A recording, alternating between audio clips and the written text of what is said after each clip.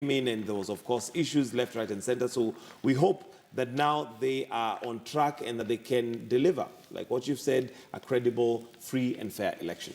True. All right, guys, news feature, page 1213 of the Standard. Audited 143 billion shilling of county's property has been exposed to misuse. And this is a damning report by the Auditor General that part of the 143 billion shilling worth of property that was inherited from the defunct local authorities in 2013 has been stolen, and a very, very incisive, detailed pictorial here of where the money went and who misappropriated it within the different counties. And this is coming just 3 months to the election. And on one of the pages, we also have an article on really the credibility and the integrity of leaders who should wait until all these investigations are done before running for the ballot.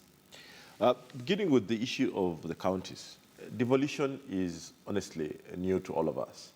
As much as it's now some 4 years old, all of us were new to it, and no one knew what to do at what particular time apart from the legal framework that all of us are exposed to. And therefore, the challenges must be taken positively, but only when we are serious about addressing them going into the future. What is pretty obvious about this audit is that the value here is about buildings. It's about land parcels. These are assets that are not movable.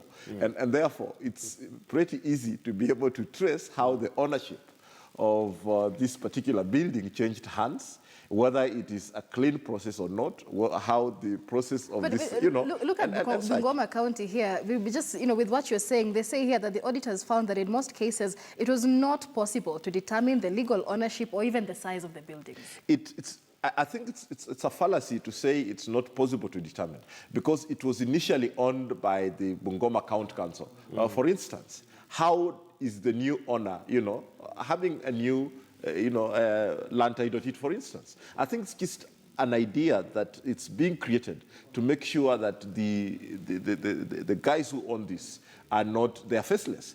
And why they are faceless is because some of them are the ones who are either given the power by the people to be in charge of this in those positions, either in big political offices or senior public positions, and therefore they have made sure that the records have disappeared. And this is a fact, that you can't be able to trace this, but the people who should aid the process of tracing it are unwilling, because it's not possible to say today the owner of a parcel of land A is owner B, but then tomorrow it is on a C, and you cannot be able to allow us to explain how it changed hands from B to C when the parcel is still A. I think there's a lot of things that Kenyans just have to boldly demand that have to be addressed. I don't buy into the story that it's impossible to trace it. It is possible. The problem is the ownership here has a hand in making sure, that there is opaqueness, there's obscurity. And I guess the timing of this article is good, really, because you'd imagine that this should be a good reason as for Kenyans to decide,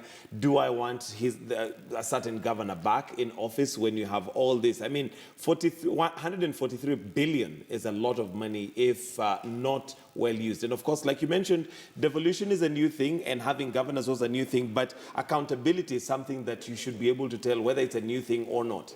Honestly, allow me to be pessimistic on that. A Kenyan voter is a peculiar human being, and we have not had a Kenyan voter choosing a leader based on accountability or their value system or, or what they stand for.